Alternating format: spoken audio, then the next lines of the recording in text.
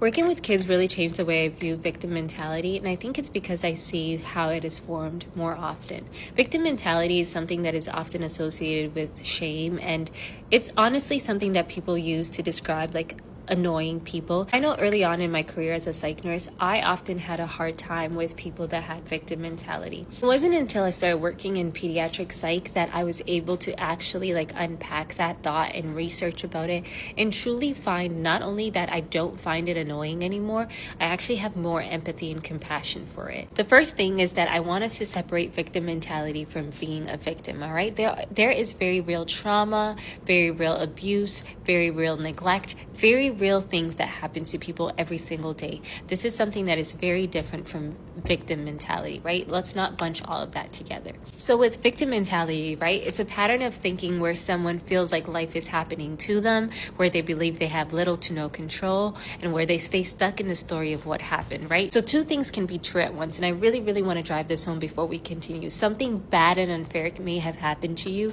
something very unjust, something very traumatic may have happened to you, and at the same time, you still deserve a life that is not controlled by what happened to you, okay? And I know sometimes we like to have this black and white thinking, either you're a victim or you're over it. Two can coexist, right? Coexist. You can be healing and moving forward and still at times stuck in the past. Okay, now this is where my pediatric psych experience comes in. I often see kids that are coming in fresh out of trauma, right? So the neglect or the trauma or the abuse has just occurred. And what you will find with a lot of these kids is not only they have gone through something, but they are not being believed, or they're not being validated, or they're not receiving the apologies that they so deserve. And what happens in an instance like this, and you see it right before your very eyes, is that they begin to hold onto this story even more, right? Why? Because they're the only ones that are holding on to the truth of what has happened, right? And they realize very quickly that if they let go of that story, those that are around them will also let go and undermine that story, as they're showing by their actions already. And that is not victim mentality. That is literally psychological survival, right? And so often what we call victim mentality really started out as a child holding on to their story because they knew that by holding on to it, they were protecting their sense of reality. And what started out as preserving a story can become a limiting belief later, right? And so now when I look at these kids and I think about victim mentality, I no longer view it as an annoying characteristic. I view it as a limiting belief that can hinder and harm them more than they have already been harmed, right? And often what you'll find in psychiatry is what starts out as a coping mechanism, right, can become maladaptive in the future when it is retained, right? There's this thing in research called external locus of control. And basically it's this belief that your life is entirely under the control of forces outside of you, right? And so people that struggle with this, they believe that life is happening to them and not that they are active participants, not that they have autonomy, not that they have power, right? And victimhood becomes a central part of their identity. Now, seeing it in children, you really have empathy, because for many children, many things are outside of the control, right? And for a lot of kids, they're abused because of their lack of control, right? And so you can see how a child that experiences this can become an adult that believes that life is happening to them when it is not. I don't want to say rectified, when it is not something that is healed within them, right?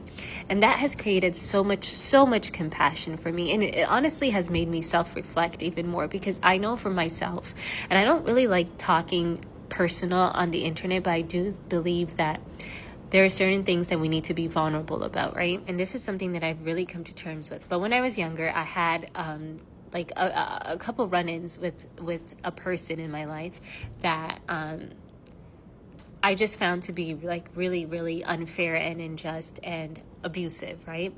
And I looked and I longed for an apology. And in my head, an apology would make everything right. And the apology never came, right? And so I began to really hold on to what happened, and I began to almost become angry at anybody and anything that looked like what happened, just because I felt like if I let go and if I moved on, then I would be acknowledging that A, I didn't get an apology, and B, if I moved on, then it was saying that I didn't deserve the apology. It was as if moving on was a direct threat and in opposition of the fact that I never received an apology. Luckily, I have many forces in my life that have helped me heal, and I have a career that has truly made me confront my deepest, right? And so I have come to terms with it in many ways, and I've very much been able to let go and acknowledge that I have power, I have control, I can move on, and I can acknowledge that this happened to me. It is not fair. I would not like it to happen to any other child, but I am also an adult who is making choices to protect myself every single day and making choices to like change the way my life looks, right? So beautiful, amazing. What I'm telling you is not something that many people have access to. Not only that, while I do work on my character every single day, I acknowledge equally that I have been able to work on my character as much as I have because I have so many good forces that have entered my life along the way, right? So I have been set up and primed for good. There are a lot of people that don't get that. What am I telling you? Compassion, empathy. Like when you truly see, my career allows me to see time and time again the beginning and the end, right? Meaning I work in pediatric psych and then I work as in adult psych. So I see the kid and I see the adult version. And when you see it so often, you see that adults are really just older versions of kids navigating the exact same thing, right? And often, unless there's an external force that helps them, they just continue along that path. Seeing this in kids changed how I view it in adults. Now I don't just see it as a behavior, I see where it started. I feel like I just rambled so much and I hate that. But the core message of it is, if you have the ability to be annoyed by victim mentality, you're in a place of privilege.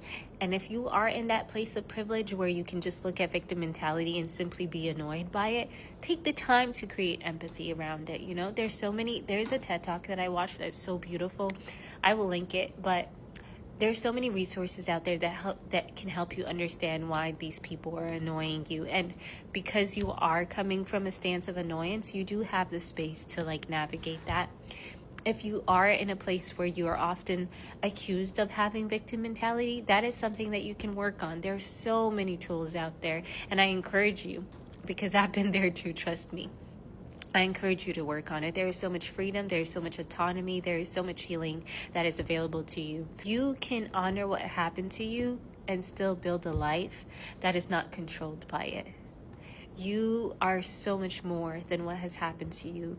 And yeah, I like to think of myself as a survival of many things and not a victim of many things. And I would like that for more people. I hope that made sense in any way.